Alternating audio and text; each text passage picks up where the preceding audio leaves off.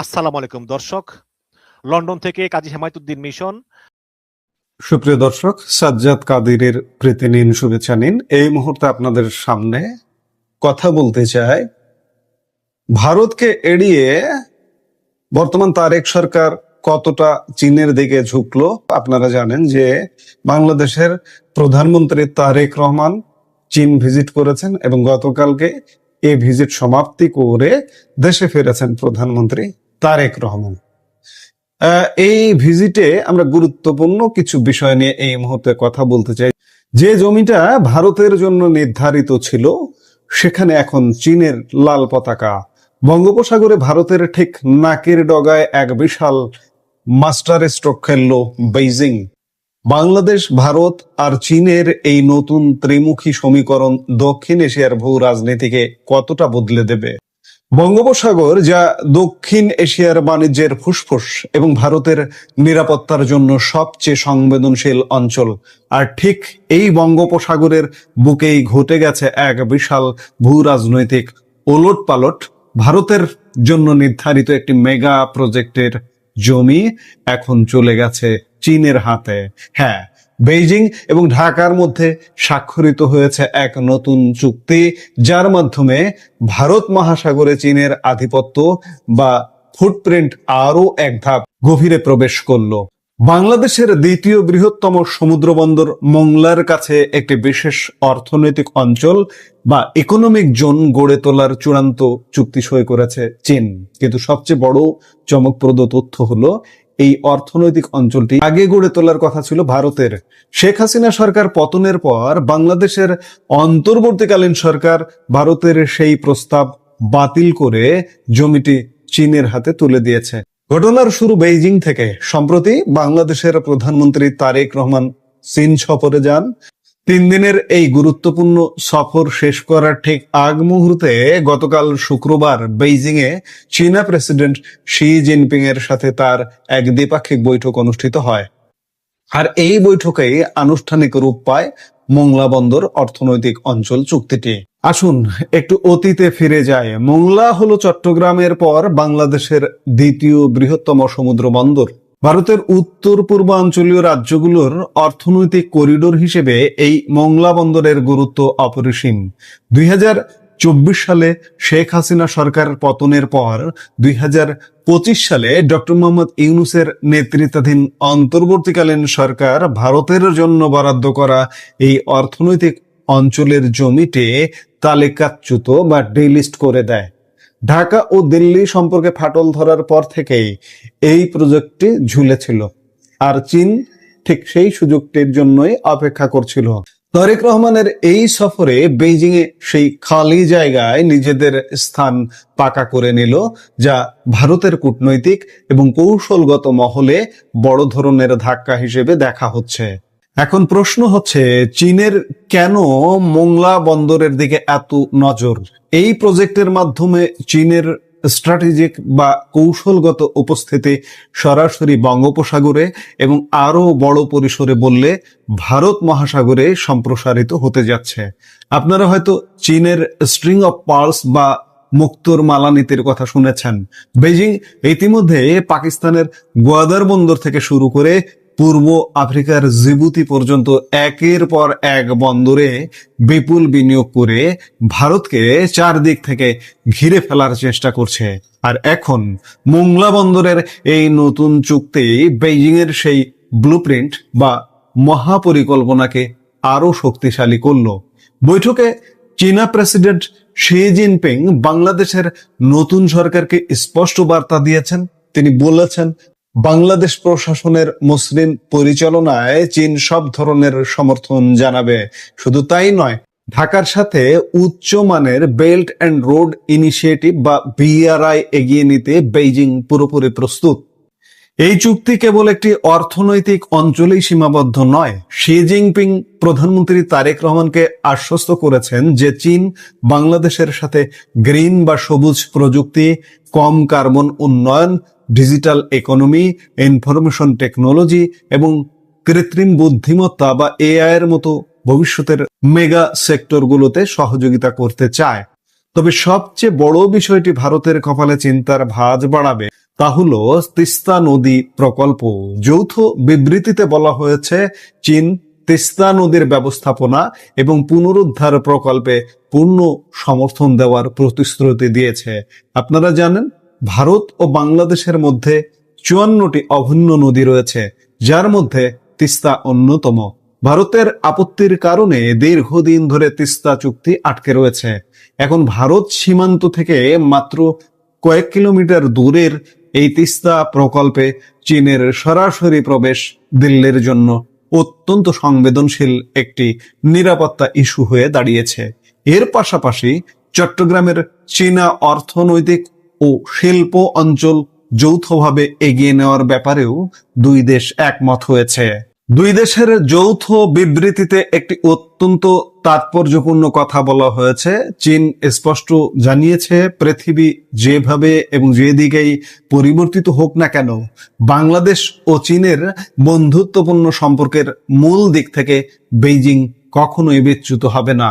চীন সবসময় বাংলাদেশের এক বিশ্বস্ত ভালো বন্ধু, ভালো প্রতিবেশী এবং ভালো অংশীদার হয়ে থাকবে।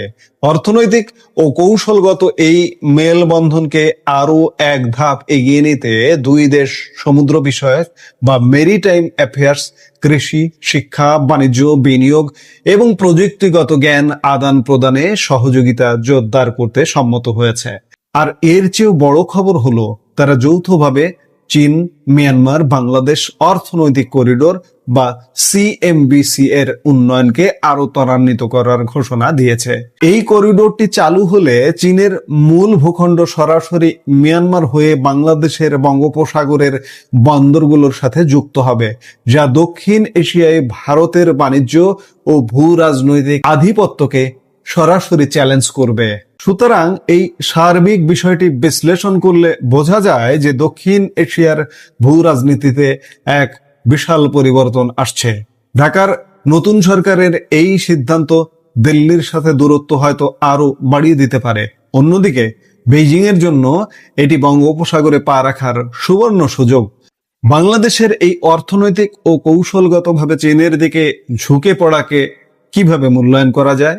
এটি কি বাংলাদেশের উন্নয়নের জন্য একটি মাস্টার স্ট্রোক, নাকি ভারতের নিরাপত্তার জন্য এক বড় হুমকি?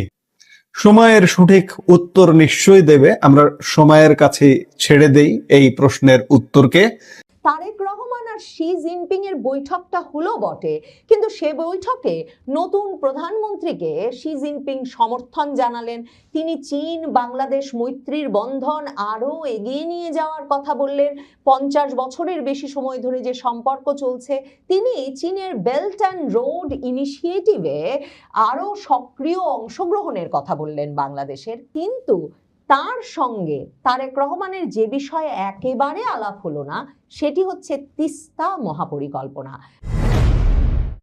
বাংলাদেশের প্রধানমন্ত্রী তারেক রহমান অবশেষে তার সফরের শেষ দিনে চীনের প্রেসিডেন্ট শি জিনপিং এর সাক্ষাৎ পেয়েছেন বটে, এবং সে সাক্ষাৎ বৈঠকে রূপান্তরিত হওয়ার পর তারেক রহমানের সফর সঙ্গীদের, বিশেষ করে তার সফরের আয়োজকদের নিশ্চয়ই প্রধানমন্ত্রী তারেক রহমান বাহবা দেবেন। কারণ শেষ মুহূর্ত পর্যন্ত যে এই বৈঠকটা নিয়ে একটা অনিশ্চয়তা ছিল, চীনের পররাষ্ট্র মন্ত্রণালয়ের ওয়েবসাইটে তারেক রহমানের সফর বিষয়ে এই বৈঠকের আগে একটি লাইনও দেখা যায়নি।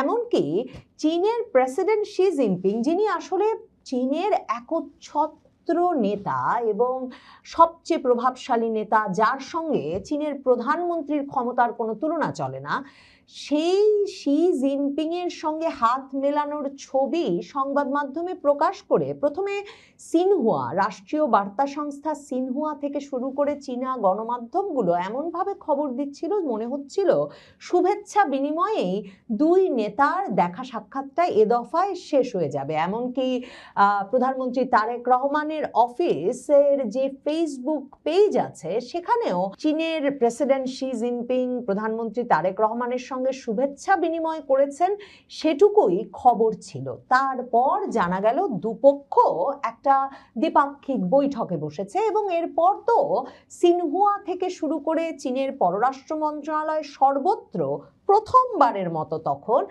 মানে পররাষ্ট্র মন্ত্রণালয়ও কিন্তু এর আগে একে দ্বিপাক্ষিক বৈঠক হিসেবে স্বীকৃতি দিয়ে কোনো পোস্ট পর্যন্ত করেনি। সর্বত্র তারেক রহমানের সঙ্গে শি জিনপিং এর কি আলাপ হয়েছে সে নিয়ে খবর আসতে থাকে। এই বৈঠকটা নিয়ে আসলে একটা চরম অনিশ্চয়তা ছিল। চীনের তরফে আনুষ্ঠানিকভাবে সফরের কোনো আমন্ত্রণ এসেছে কিনা সেটাই শেষ সপ্তাহ পর্যন্ত ঠিক ছিল না। যদিও মে মাসে গিয়েই পররাষ্ট্রমন্ত্রী খলিলুর রহমান বেইজিং এ গিয়ে প্রধানমন্ত্রীর জন্য এই আনুষ্ঠানিক সফরের আমন্ত্রণ নিয়ে আসতে গিয়েছিলেন। তারপর পররাষ্ট্র সচিব আসাদ আলম সিয়াম এক দফা বেইজিং এ গিয়ে সফরসূচি ঠিক করেছেন, কিন্তু ঢাকায় নিযুক্ত চীনা রাষ্ট্রদূত থেকে শুরু করে বেইজিং এ চীনের পররাষ্ট্র মন্ত্রণালয় কিংবা চীনের কোনো সংবাদ মাধ্যম এই যে তারেক রহমানের প্রথম গুরুত্বপূর্ণ সফর হতে যাচ্ছে চীন, বা চীনে তিনি নির্বাচিত হওয়ার পর প্রথমবারের মতো যাচ্ছেন, এ বিষয়ে কোনো আলোড়ন বা তথ্য একেবারেই পাওয়া যাচ্ছিল না। এই পুরো ঘটনার পেছনে আসলে তিস্তা একটা অত্যন্ত গুরুত্বপূর্ণ ভূমিকা রেখেছে। চীনের অবস্থাটা এখন এমন যে যদি তিস্তা না পাওয়া যায় বাংলাদেশে, এতটা ভূকৌশলগতভাবে গুরুত্বপূর্ণ যে জায়গায় এই বিরাট বিনিয়োগ করে তারা কাজ করতে প্রস্তুত বলে সেই 2024-এর জানুয়ারিতে শেখ হাসিনার সর্বশেষ নির্বাচনের পরেই শেখ হাসিনা সরকারকেই জানিয়ে রেখেছিল। সেই সরকারের পতন ঘটলো এমন প্রেক্ষাপটে যখন শেখ হাসিনা আবারও ভারতের চাপে এবং অনুরোধে চীনকে না দিয়ে এই তিস্তা প্রকল্প ভারতকে দিয়েই করানোর সিদ্ধান্ত নিয়েছিলেন। শি জিনপিং তখন বাংলাদেশের প্রধানমন্ত্রী শেখ হাসিনার উপর চরম ক্ষেপে গিয়েছিলেন এবং জুলাই মাসে শেখ হাসিনার সর্বশেষ সফরে এই তিস্তা না পাওয়ার কারণে বৈঠক থেকে উঠে গিয়েছিলেন চীনের প্রেসিডেন্ট শি জিনপিং। সে খবর সে সময়ে ব্যাপকভাবে প্রচারিত হয়েছিল, কারণ শেখ হাসিনাও এই ঘটনার প্রতিক্রিয়ায় একদিন আগেই চীন থেকে ফিরে আসতে বাধ্য হয়েছিলেন। কাজেই শেখ হাসিনার পতনের পর ইউনূস সরকার এসেই জানান দিয়েছিল যে তারা চীনকেই তিস্তা প্রকল্প দেবে এবং তখন থেকেই ভারতের এই নিয়ে উদ্বেগ আছে মার্কিন যুক্তরাষ্ট্রেরও। এবং ডক্টর মোহাম্মদ ইউনূস অন্তর্বর্তীকালীন সরকারের প্রধান উপদেষ্টা 2025-এর শুরুর দিকে চীন সফরে গিয়েই কথা দিয়ে এসেছিলেন যে চীনই তিস্তা প্রকল্প বাস্তবায়ন করবে, এবং চীন তখনও বারবার বলে এসেছে তারা বিনিয়োগের জন্য ব্যাপকভাবে প্রস্তুত, তারা বিনিয়োগের জন্য সম্পূর্ণরূপে প্রস্তুত এবং সকল রকম কারিগরি এবং ফিজিবিলিটি স্টাডি এরই মধ্যে করা আছে সেই আওয়ামী লীগ আমল থেকেই। কাজেই পুরো মহাপরিকল্পনাটাই তাদের গবেষণা এবং নিরীক্ষার ভিত্তিতে করা হয়েছে এবং তারা এখন অর্থ ঋণ দিয়ে এই কাজ শুরু করতে প্রস্তুত। ইউনূস আমলের পানি সম্পদ মন্ত্রী উপদেষ্টা পরিবেশ উপদেষ্টা রিজওয়ানা হাসান তিনি ঘোষণা দিয়েছিলেন যে 2026-এর জানুয়ারির শেষ বা ফেব্রুয়ারি থেকে চীন এই কাজ শুরু করবে, কিন্তু এরপর নির্বাচনটা 2026-এর ফেব্রুয়ারিতে হওয়ায় তার আগে চীনকে দিয়ে এ কাজ শুরু করানোর যে উদ্যোগ সেটা ভেস্তে যায়। আবারও চীন একটা অনিশ্চয়তার মধ্যে পড়ে। কিন্তু তারেক রহমান কিন্তু 2024-এর শেষে যখন বিএনপি তিস্তা মার্চের আয়োজন করেছিল তিস্তা পাড়ের মানুষের ভোগান্তির কথা মাথায় রেখে, এবং তখন সেই লন্ডন থেকে অনলাইনে ওই মার্চে যোগ দিয়ে তিনি বলে রেখেছিলেন তারাও ক্ষমতায় এলে নিশ্চিতভাবে চীনকেই এ কাজ দেবেন। এবার যখন চীন সফরের আগে সিদ্ধান্ত নিলেন তারেক রহমান, তখন থেকে এটা একরকমের নিশ্চিত ছিল যে তিনি চীনকে তিস্তা প্রকল্প দিতে যাচ্ছেন। অবশেষে এ কাজ শুরু হবে 2011 থেকে। চীন যে কাজের পেছনে বাংলাদেশে লেগে আছে এবং এই নিয়ে নানা রকম কাজ পরীক্ষা নিরীক্ষা করছে। কিন্তু মে মাসে গিয়ে যখন পররাষ্ট্রমন্ত্রী খলিলুর রহমান একেবারে খোলা প্রস্তাব দিলেন যে প্রধানমন্ত্রী তারেক রহমান এলে তার সঙ্গে দ্বিপাক্ষিক বৈঠকে মূলত তিস্তা নিয়েই আলাপ হবে, তখন থেকেই তারেক রহমান সরকার প্রথম টের পেলেন যে চীনের আসলে আর বাংলাদেশে এই মুহূর্তে তিস্তা প্রকল্পে আগ্রহ নাই, যখন বাংলাদেশে ব্যাপকভাবে মার্কিন প্রভাবযুক্ত একটা সরকার ক্ষমতায় এসেছে এবং তারা এমনভাবে মার্কিন প্রভাব বলয়ে ঢুকে গেছে একটা বাণিজ্য চুক্তি সই করার মাধ্যমে, যে তাদেরকে এখন সুই থেকে বোয়িং বিমান সব মার্কিন যুক্তরাষ্ট্রের অনুমোদন নিয়ে কিনতে হবে বা মার্কিন যুক্তরাষ্ট্র থেকে কিনতে হবে। শুধু তাই নয়, এই সরকার, এই পররাষ্ট্রমন্ত্রী খলিলুর রহমানের তত্ত্বাবধানে এখন মার্কিন যুক্তরাষ্ট্রের সঙ্গে সকল গোয়েন্দা তথ্য এবং প্রতিরক্ষা কৌশল সরবরাহ করার প্রতিশ্রুতি দিয়ে, এমনকি কি কি যন্ত্রপাতি কিনছে, কি কি ইকুইপমেন্ট আছে, কি কি প্রযুক্তি আছে, এই সকল তথ্য এবং গোয়েন্দা তথ্য দেওয়ার প্রতিশ্রুতি দিয়ে জিসোমিয়া এবং আকসা নামের দুটো প্রতিরক্ষা চুক্তি মার্কিন যুক্তরাষ্ট্রের সঙ্গে সই করতে যাচ্ছে। চীন এমনভাবে আষ্টে পৃষ্ঠে মার্কিন প্রভাব বলয়ে ঢুকে পড়া একটা দেশে কিছুতেই এত বড় ভূকৌশলগতভাবে গুরুত্বপূর্ণ বিনিয়োগে এই মুহূর্তে আগ্রহী নয়। কারণ চীন বুঝে ফেলেছে যে তারেক রহমান সরকারের সঙ্গে ভারতের যে সম্পর্ক, সেখানে ভারতও এখন এত টাকা বিনিয়োগে এই তিস্তা প্রকল্পে কাজ করতে আগ্রহী হবে না। কাজেই এই মুহূর্তে তারেক রহমান সরকারের সামনে আসলে আর কোনো অপশন বাকি রইল না। তারেক রহমান সরকারের উপর আবার এই তিস্তা প্রকল্প তারেক রহমান দিয়ে দেবেন সফরে গিয়েই চীনকে, এই আশঙ্কায় চরম চাপ সৃষ্টি করেছে মার্কিন যুক্তরাষ্ট্র। মার্কিন যুক্তরাষ্ট্রের রাষ্ট্রদূত ব্রেন্ট ক্রিস্টেনসন সরকারের বিভিন্ন মন্ত্রীদের কাছে ছুটে গিয়ে এ বিষয়ে সাবধানবাণী উচ্চারণ করে এসেছেন যে তিস্তা প্রকল্প চীনকে দেওয়া কিছুতেই মার্কিন যুক্তরাষ্ট্র পছন্দ করবে না। এবং সর্বশেষ তিনি চীন সফরে যাওয়ার আগের দিন ছুটির দিনে পররাষ্ট্র মন্ত্রণালয় খুলিয়ে পররাষ্ট্রমন্ত্রী খলিলুর রহমানকে মার্কিন যুক্তরাষ্ট্রের সঙ্গে সমর্থন দিলেই একমাত্র পস্তাতে হবে না, এ কথা বলে এসেছেন মার্কিন রাষ্ট্রদূত ব্রেন্ট ক্রিস্টেনসন। কাজেই যেই তিস্তা প্রকল্প দিয়ে চীনকে একদিকে একেবারে তার একনিষ্ঠ সমর্থকে পরিণত করবেন এবং এর ফলে একটা ভারত বিরোধী অক্ষ তৈরি করবেন ভেবেছেন তারেক রহমান, তিনি মাথায় রাখেন নাই যে এটা তাকে সমর্থন জানানো এবং তাকে যারা দেশে ফিরিয়ে এনেছে সেই মার্কিন যুক্তরাষ্ট্র এবং ভারত দুদেশকেই কিভাবে খেপিয়ে তুলবে। আর অন্যদিকে চীন কি কারণেই বা এমন একজন প্রধানমন্ত্রীর আমলে তিস্তার মতো মহাপরিকল্পনায়, দীর্ঘমেয়াদী মহাপরিকল্পনায় ঋণই দেবে কিন্তু বিনিয়োগে আগ্রহী হবে, যেই প্রধানমন্ত্রীকে নিয়ে এসেছে মার্কিন যুক্তরাষ্ট্র তাদের বিভিন্ন এজেন্ডা বাস্তবায়নে এবং একের পর এক চুক্তি সই করিয়ে, এবং মার্কিন যুক্তরাষ্ট্র আর ভারতের সমর্থন এবং বদান্যতা ছাড়া যার পক্ষে দেশে ফেরাই সম্ভব হচ্ছিল না। সে কারণেই তারেক রহমান আর শি জিনপিং এর বৈঠকটা হলো বটে, কিন্তু সে বৈঠকে নতুন প্রধানমন্ত্রীকে শি জিনপিং সমর্থন জানালেন। তিনি চীন বাংলাদেশ মৈত্রীর বন্ধন আরো এগিয়ে নিয়ে যাওয়ার কথা বললেন। 50 বছরের বেশি সময় ধরে যে সম্পর্ক চলছে, তিনি চীনের বেল্ট অ্যান্ড রোড ইনিশিয়েটিভে আরো সক্রিয় অংশগ্রহণের কথা বললেন বাংলাদেশের। কিন্তু তার সঙ্গে তারেক রহমানের যে বিষয়ে একেবারে আলাপ হলো না সেটি হচ্ছে তিস্তা মহাপরিকল্পনা।